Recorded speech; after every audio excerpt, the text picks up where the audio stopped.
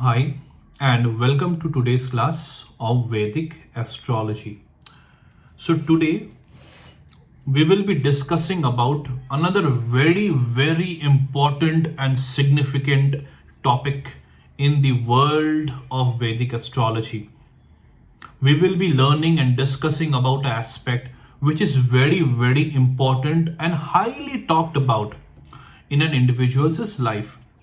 So let's understand about the aspect of marriage.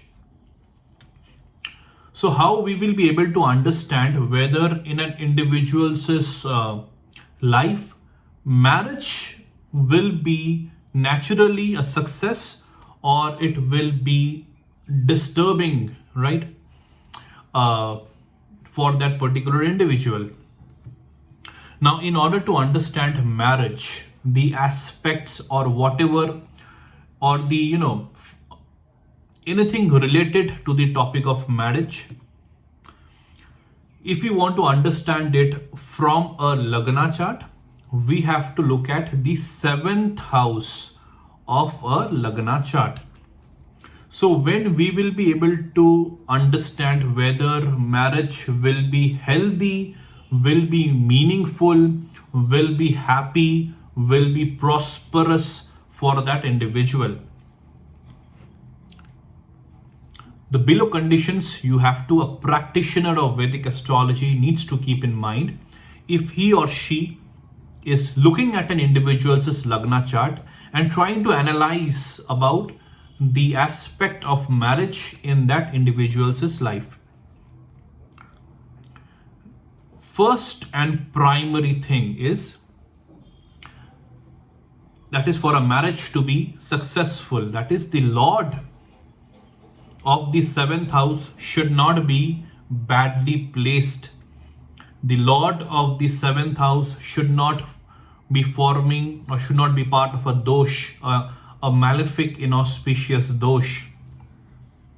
The Lord of the seventh house should not be debilitated. The Lord of the seventh house should not be Maraka for that individual's Lagna chart. The Lord of the seventh house should not have powerless degrees, especially 0, 1, 2, 28, 29. The Lord of the seventh house should not be ast or combust because of sun. Maraka planet itself should not be placed in the seventh house. So all of these things, all of these points, the basic points, the very important points a practitioner of Vedic astrology needs to check in detail, completely thoroughly, in order to understand the success of marriage. In order to understand the overall, results of marriage in that individual's life. So if either of these things are happening, that is the Lord of the seventh house is being in a troublesome position for that individual's Lagna chart, then the indications will be yes, there will be some disturbance in that individual's life after marriage, right? How much will that be? It will depend on how much bad is that Lord of the seventh house in that individual's Lagna chart. How much inauspicious or how much, uncomfortable is that Lord of the seventh house in that individual's Lagna chart. All right. Also, it's very important that how much the Maraka planets are creating the disturbance in that individual's life because they are placed in the seventh house. The drishti, the aspects of the Maraka planets in that individual's Lagna chart on the seventh house, in the seventh house, also plays a role. All right. So these are the things we need to check. If either of these things are happening, all right, if either of these things are getting created or is getting indicated or it is seen, visible in that individual's Lagna chart, that is the position of the Lord of the seventh house is bad, then the first indication is yes, there is some problem related to the marriage, or that individual will develop a tendency, or there will be a possibility that there will be some troubles related to the aspects of marriage in that individual's life. Now, what the practitioner needs to do in order to be completely sure that yes, whether this will be troublesome, the marriage area of that individual's life will be troublesome, or whether it will not be troublesome, that practitioner of Vedic astrology needs to reconfirm this particular situation, that is the aspects related to the seventh house, from the Navamsha chart, from the D9 chart. So what a Vedic astrologer needs to do, what a practitioner of Vedic astrology needs to do, whenever from a Lagna chart of an individual, that person or that practitioner is seeing that yes, there is some trouble related to the seventh house, because mostly the seventh house lord is badly placed, or Maraka planets are sitting in the seventh house.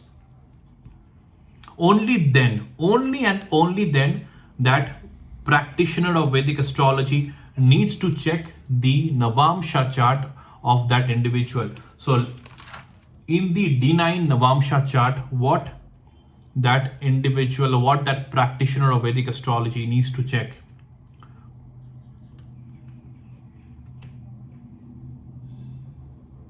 See, what according to my experience, according to my knowledge, which is, I believe, I'm sure is completely thorough, proper and accurate, the practitioner of Vedic astrology needs to check only two houses in that individual's Navamsha chart. The Lagna house and the seventh house of the individual's Lagna chart, or sorry, of that individual's Navamsha chart. Now in the Navamsha chart, suppose if the Lagna, or if the Lord of the Lagnesh, if the Lord of the first house and the Lord of the seventh house, these two planets only these two planets, nothing else that individual needs to see.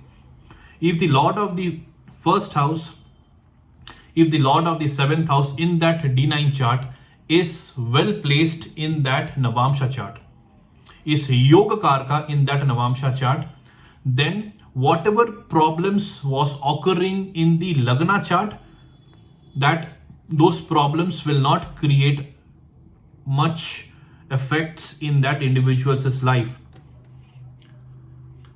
So for example, if you see a Lagna chart of an individual, and if you see that yes, there is some problem with the seventh house, let's understand that the Lord of the seventh house is inauspicious, or is in a troublesome state in that Lagna chart.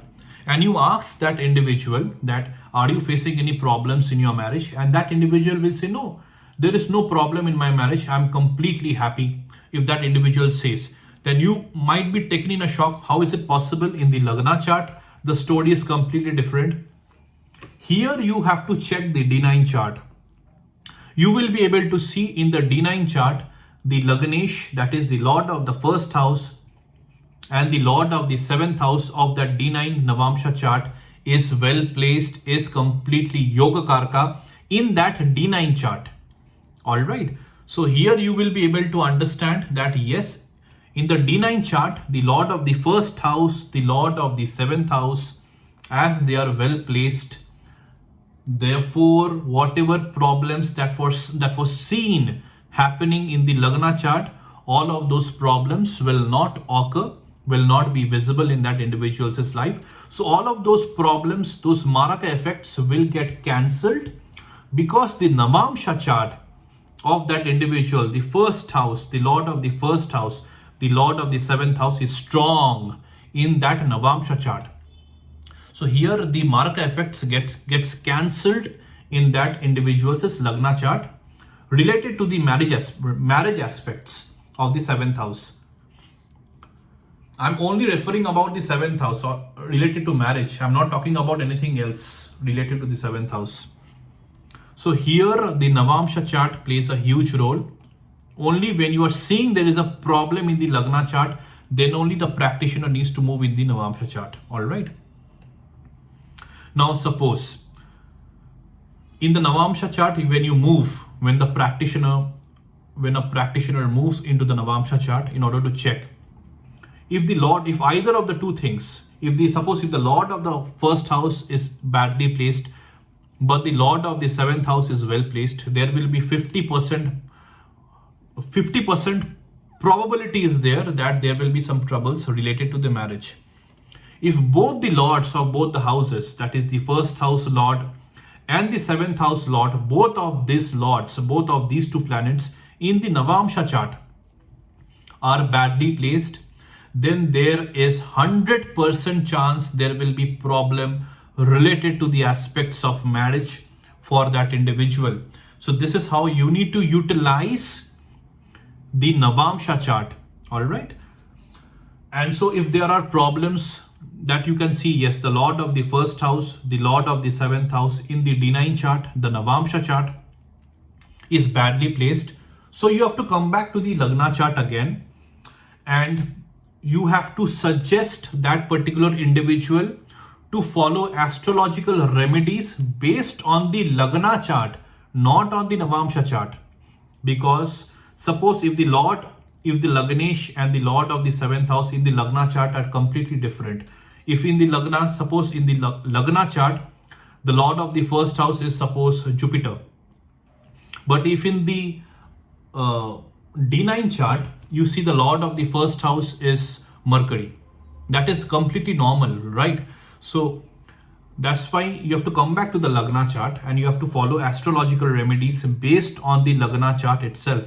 So suppose if the Lord of the seventh house in the Lagna chart is, suppose if it is Venus, and in the Navamsha chart, the Lord of the seventh house is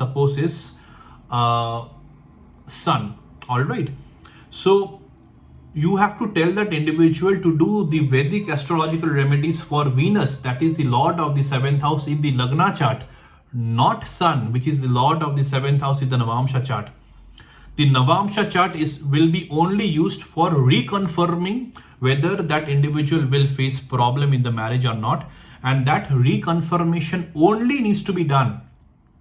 Double quotes on only needs to be done whenever the practitioner of Vedic astrology will see, yes, in the Lagna chart there is a problem related to the seventh house. If in the Lagna chart there is no problem related to the seventh house, the seventh house lord is well placed, there are no Maraka planets in the seventh house, there are no bad drishtis as such happening in the seventh house, then there is no need to go to the Navamsha chart. All right. So one practitioner of Vedic astrology needs to go to the Navamsha chart. Again, I'm repeating, only when the seventh house of the Lagna chart is disturbed. If the seventh house of the Lagna chart is strong, there is no need to check the Navamsha chart. All right. So this is a rule that you have to keep in your mind. And Vedic astrological remedies should be done related to the Lord of the seventh house aspects of the Lagna chart. That is, if in case there are problems related to the seventh house. And that is also getting confirmed from the D9 chart.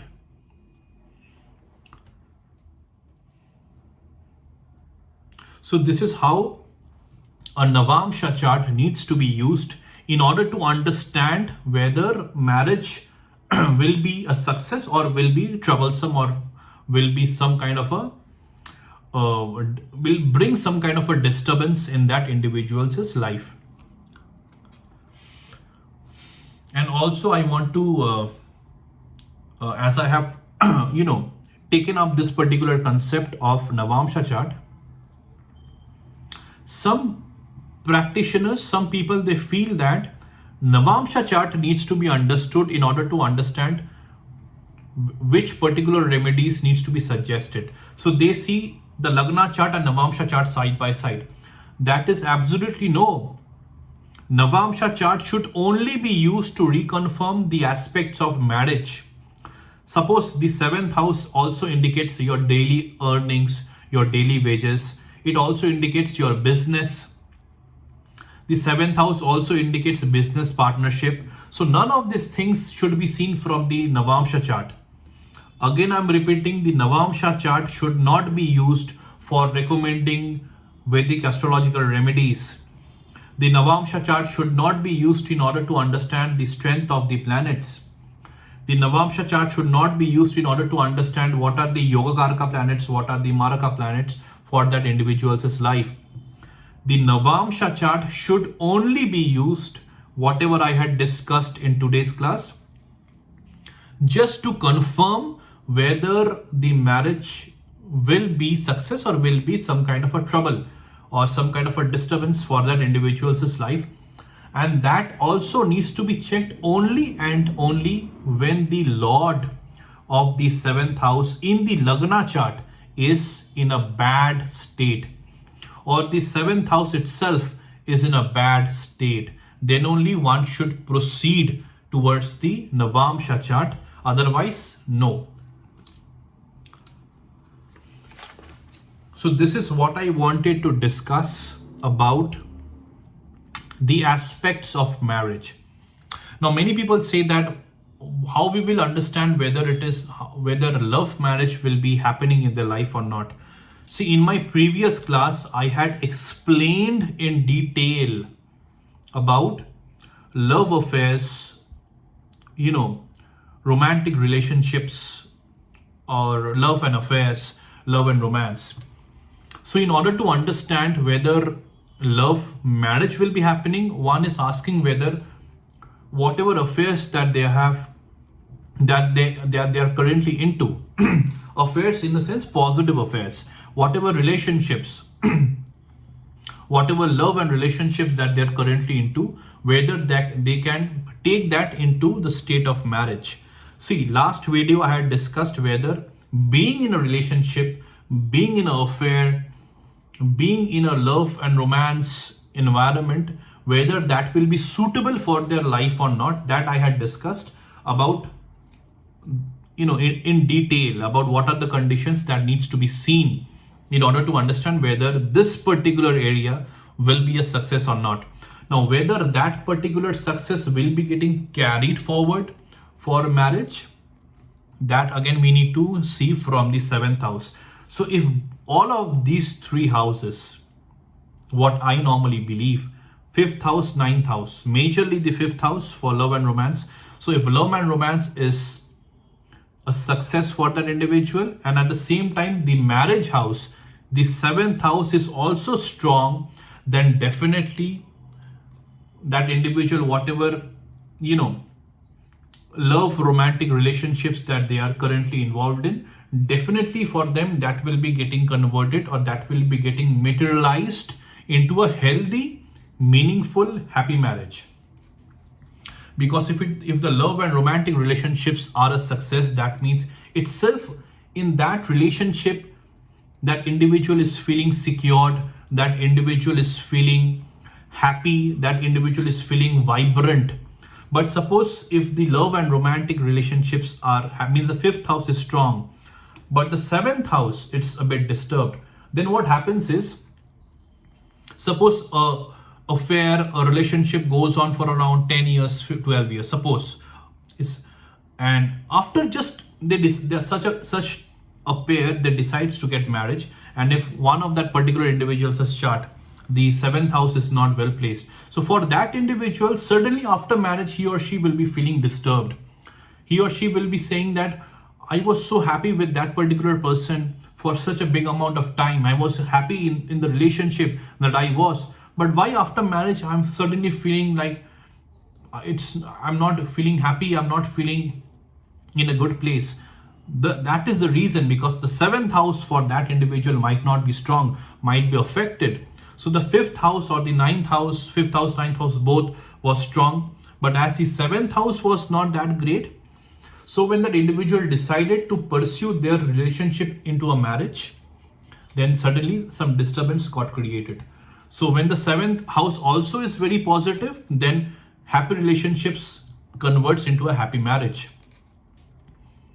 And suppose suppose the fifth house is strong, the ninth house, fifth house is strong, means overall the love and affairs for that individual's life is in a strong state as per Vedic astrology, but the seventh house is not strong. So if that individual does the proper Vedic astrological remedies for the seventh house, then definitely there will come a time in which that individual will definitely can pursue or can take their happy relationships into a happy marriage. But for that, they need to rectify, they need to convert that negative effects of their seventh house into positive effects. That needs to be first done. Then only that person needs to decide about marriage. Because after getting married, if the individual is certainly feeling disturbed and troubled, then in that mental state, in that state of mind, that individual will be required to do all of the Vedic astrological remedies. But if that individual is definitely in a happy state, in a healthy mental state, is in a proper place, then at that time that individual will feel it's much more easier to follow and to complete the Vedic astrological remedies, because that individual mentally is in a very, very proper state. So first rectify, first improve the problems of related to the seventh house, then only a person should take the decision of getting married or not. And suppose it is the other way around. Suppose if for the fifth house, ninth house is not strong, is not great, it's very troublesome. Suppose if it is very troublesome, all right, because many of the negative conditions are happening related mainly to the fifth house, suppose. But for that individual, seventh house is strong. Then under such situations, arranged marriage, is suggested, because then that individual will not be happy in their love and romantic relationships, or might be that individual will face temporary happiness, but in a long term it will not be materialized. All right, so they will find it very difficult to convert their love and romantic relationships into marriage. So when the fifth house or the ninth house is not strong in that individual's lagna chart, but the seventh house is strong in that individual's lagna chart, then that individual naturally can take or come to a decision of going for arranged marriage. But then if the individual is very much determined, because the decision is always taken by individuals, we cannot take decisions for others. We can recommend them, we can guide them, we can suggest them, we can direct them, but the decision ultimately needs to be taken by that individual, what he or she needs to do with his or her life. Now, if that individual is completely adamant, if the individual is completely in that particular state, that even if they are in a particular relationship and they are not happy, but still they are saying that no, I want to marry this particular person only, even though I'm not happy with it, I want to take this thing into a marriage. That's completely up to you. That is completely up to that individual. But again, if you want to take that decision, it is completely up to you, but then you have to do the proper Vedic astrological remedies related to the fifth house, ninth house, so that you get a stability first of all in the relationship that you are in. Because currently, if that individual is feeling a bit unstable, chances are that they will not be able to take the decision. But because of certain factors, if they feel that they want and they have to take that particular decision of getting married, then issues, problems related to the fifth house and the ninth house, these things needs to be sorted out by following the proper Vedic astrological remedies. And only when they see a certain direction in their current ongoing relationships, then they should come to a decision whether they want to marry or not. And then also they need to get their seventh house checked. If the seventh house is strong, then chances are always that after marriage things will be smooth. But that again, it depends on that individual, what that individual wants to do. What I understand is, if fifth house, ninth house is weak, is not strong, is disturbed, but the seventh house is strong for that individual, it's normally seen that such situations, arranged marriage works well. But again, it's up to that individual what that individual wants to decide for his or her life. So this is what I wanted to discuss about the aspect, about the topic of marriage in the world of Vedic astrology, how D9 Navamsha chart should be used, why it should be used, and when it should be used. All right. So I had explained to you in detail. I hope you have understood all of my points, because I have given my complete efforts in order to make you realize, in order to make you properly understand as per the science of Vedic astrology, how to analyze the area of marriage in an individual's life from his or her Lagna chart. So I hope you are watching all of my classes, all of my Vedic astrological classes in detail. Don't even miss one particular class, because if you miss one particular class, you will miss out on a whole lot of content. You will miss out on a whole lot of information. Each class of my Vedic astrological series that I am currently posting on my YouTube channel, each class has a different topic, and I'm not repeating the same topic in every other class. Every class is specific. Every class is unique. So it is highly suggested, highly recommended that you watch all of my classes and in detail. And especially if you want to become a sound practitioner of Vedic astrology, and especially if you want to understand about various concepts of Vedic astrology, the various techniques, the various topics in accuracy and in detail, then you must watch all of my classes with complete focus. All right. And I hope whoever wants to become a sound practitioner of Vedic astrology, I hope you are watching all of my classes over and over again. I hope whatever you are learning, you are practicing it, you are implementing it in your own homework, you are doing your homework, you are implementing the learnings into your practice. Then only whatever you are learning from all of my classes, all of these learnings will be completely earthed in your long-term memory. Then only you will be able to be in a state where all of these topics will come right into your mind whenever you will see a horoscope, a Lagna chart in front of you. So before you say goodbye for today's class, please subscribe to my YouTube channel. If you subscribe to my YouTube channel, I will feel very, very good. I will feel very happy, because the more subscribers I achieve, I will feel that definitely whatever I am saying, whatever I am teaching, people are connecting with it. People are understanding about the importance, about the science of accurate, proper, thorough and complete Vedic astrological topics. And please like my videos, please share my videos.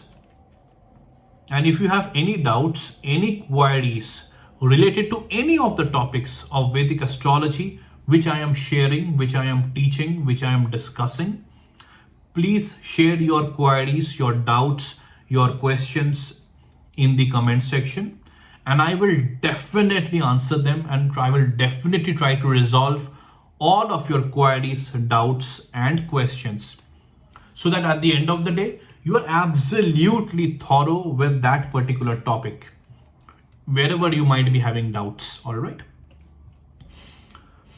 So that's it for today's class.